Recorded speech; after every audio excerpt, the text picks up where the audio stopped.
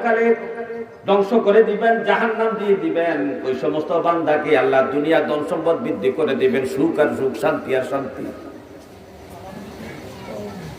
কিন্তু আমার নবী থাকা অবস্থায় আমার খেজুর বাগানে 50 মণ খেজুর হইতো, কিন্তু নবীর ইন্তেকালের পরে আমার বাগানে 100 মণ খেজুর হয়েছে। না জানি আল্লাহ আমায় আখিরাতের পরিবর্তে দুনিয়া দিয়ে দিয়েছে। কেমন স্ত্রী দেখেন, স্ত্রী বলতেছে স্বামী গো আপনি টেনশন করবেন না, আল্লাহ আপনাকে পরীক্ষা করতেছে। আপনার 50 মণের খেজুর বাগানে 100 মণ খেজুর দিয়ে আল্লাহ আপনাকে পরীক্ষা করতেছে।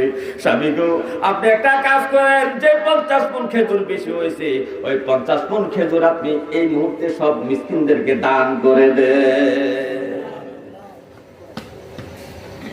সাহাবীদের সম্পদ বাড়লে সাহাবারা কান্নাকাটি করতেন, হাই হুতাশ করতেন।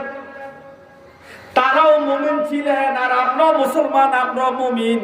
আমরা 24টা ঘন্টায় শুধু আফসোস থাকে, অমুকের ছেলে 5 তলা বিল্ডিং করছে, অমুকের ছেলে সৌদি আরবে 1 লক্ষ টাকা বেতন পায়, অমুকের ছেলে সিঙ্গাপুরে 2 লাখ টাকা বেতন পায়। শুধু আপনি সম্পদের জন্য আফসোস করলেন, আফসোস করলেন, একটি বড় আপনি ভাবলেন না যে হাসরের মাঠে নবীর সাথে, নবীর পেছনে আপনি সবার আগে জান্নাতে যাবেন।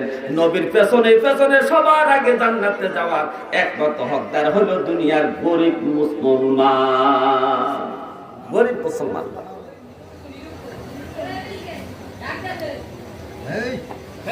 হে আমার ভাইও, আজ থেকে আমরা তওবা করব, কখনো অন্যের সম্পদের প্রতি আমরা লোভ করব না, হিংসা করব না। আল্লাহর কাছে শুধু এতটুকু চাবো, মাবুদ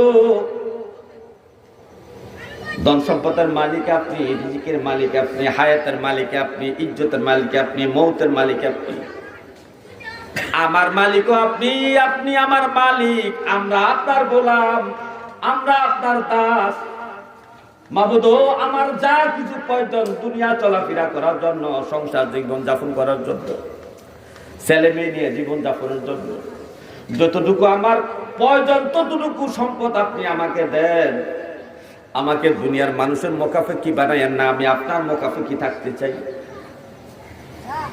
এতটুকু নামাজ পরে পরে আল্লাহর কাছে কান্না করেন, খোদার কসম করে বললাম আপনাকে দুনিয়ার কোন মানুষের মোকাফেকি আল্লাহ বাড়াবে না।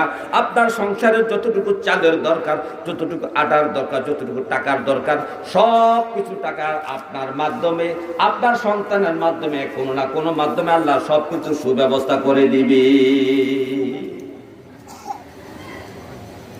হে আমার ভাইও,